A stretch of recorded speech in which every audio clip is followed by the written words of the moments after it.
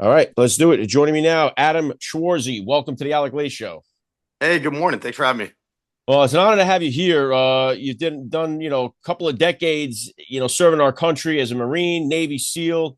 You're a family guy. Why in the world do you decide to throw your hat into this vicious world of politics here? What made you decide to run? Yeah. In a single word, leadership.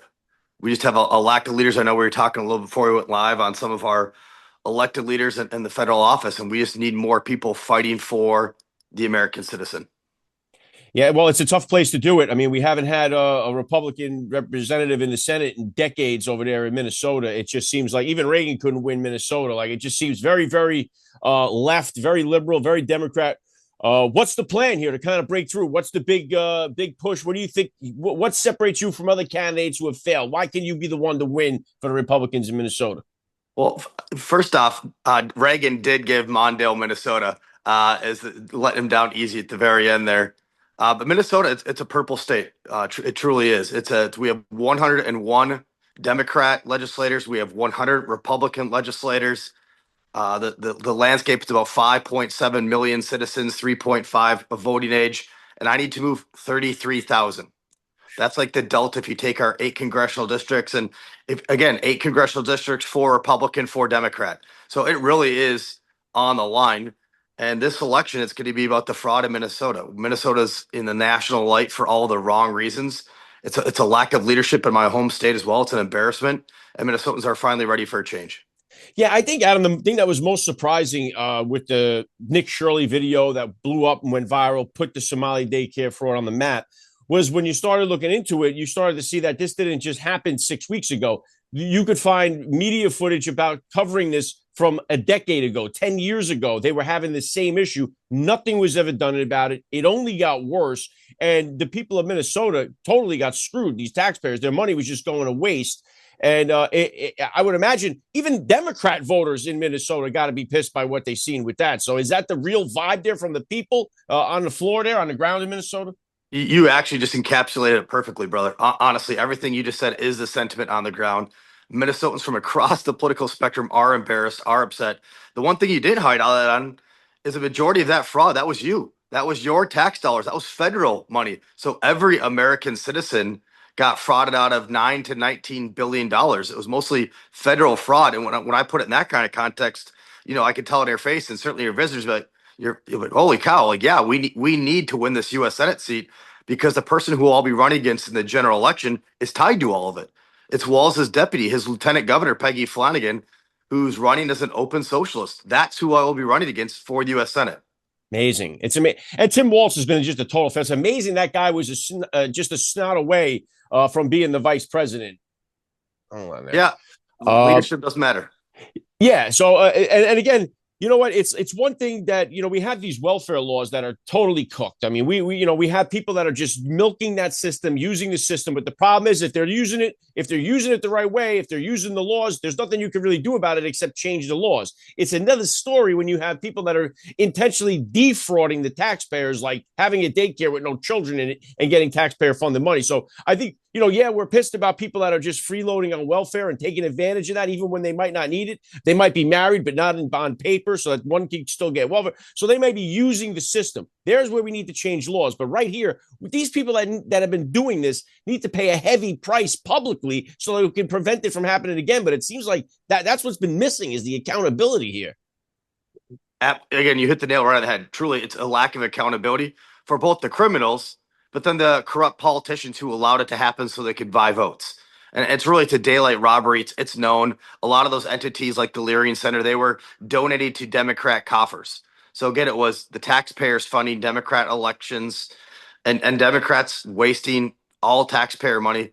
I'm going to go after the corrupt politicians just as much as the criminals themselves. Yeah, they got to be taken down. And then the other big thing that blew up in Minnesota, obviously, was the ICE agents, and you had these paid or you had these organized ICE watch agitators that came in, and it became just a chaotic scene there in Minnesota where it was, if those people just would have stayed home, ICE could have came in and out and done their job, and that would have been the end of it, and just get the people that are here illegally out of our country. But it seemed like this was an organized front that came in to confront these guys and girls, and it just turned into total chaos. What is the situation there now? Has it all kind of blown over now that ICE has stepped back its footprint? What is the scene there right now as far as ICE and stuff? Yeah, that short stream news cycle that was corroborated and paid for by the left and Soros-backed entities. Yes, it's they could not keep that in the press forever, especially now that ICE is gone and do other great things for our country, supporting law and order in the Constitution and putting American citizens first.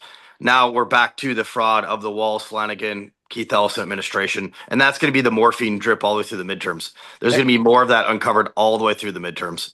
Well, wasn't that a coincidence, though, Adam? Like, the story broke. Now, ICE had been there in Minnesota. Then the story breaks with Nick Shirley. Then all of a sudden, there's massive protests and stuff like that. And that becomes the story almost immediately after the fraud story broke, just to wipe it out of the news cycle. Well, that's right. ICE had been here. They'd been to California. They'd been to D.C. They've been to Chicago. They've been all over the country. But as soon as they start to uncover fraud in Minnesota, everything flames up. I mean, it's more than a coincidence. Yeah. So hopefully, and it's just, we're tired. This was the part of like why we were disappointed so much with Doge, and Doge didn't get their, the full force or whatever, because that was one of the exciting things is waste, fraud, and abuse. It's like, we don't mind paying taxes. We understand. Hey, we want to, your kid wants to ride his bike on a street that ain't broken down with potholes. You got to pay your taxes. You want to have police for you. We understand that you got to pay taxes, but it's when you're seeing the money just get pissed away. It's like, man, what are we doing here? We're doing our part, and you just guys are just, you're taking advantage of us. So hopefully that gets straightened out. It's the major problem there. Let's switch gears here to what's going on nationally. Is the war in Iran? Obviously, you've been in it for decades. You dedicated your career to it. What's your take on what's going on right now with the U.S. and Iran? This is the unique intersection of peace through strength meets America First policy, and that's why I support an elected President Trump. And look, it does take some nuance. I'm a no wars guy. I'm an actually non-interventionalist. I fought, I think, more time downrange than anybody serving in Congress or Senate. 9 deployments, 75 countries. I've lost brothers downrange, and that's why I support this. Frankly, is I've had my Marine brothers blow up in my arms in Iraq to the Shiite militias that were sponsored and funded by Iran. I've lost Navy SEAL brothers to the Shiite brigades in Syria. I've lost Navy SEAL brothers off the coast of Yemen, again, to fighting the proxy sponsors of Iran. Going back to 1983, the year I was born, Iran funded Hezbollah, blew up 241 Marines and sailors. Over 1,000 of my brothers and sisters have been killed at the hands of Hamas and Iran proxies. It's now finally time for America to wipe off the #1 world terrorist sponsor. And we did it in 2 days, by the way. We've lost 7 of our brothers and sisters, our greatest national treasure, our blood. 7 of my brothers and sisters. But look what we just accomplished. In less than a month, we stopped 6 foreign wars. That's a win for America. It's a win for humanity. We gave the ability for peace and prosperity to Iran, which it's not analogous to Iraq. We're not starting from scratch. Iran was a liberal bastion. The seeds for freedom were planted hundreds of years ago in Iran. It will take itself over. It will become a prosperous nation. And by the way, if you don't like wars, Iran had mowed down 30,000 of its own citizens. So this was it really was a good thing, and it's a leadership thing. And again, that's why I support President Trump, who has a great track record of peace through strength and America First foreign policy.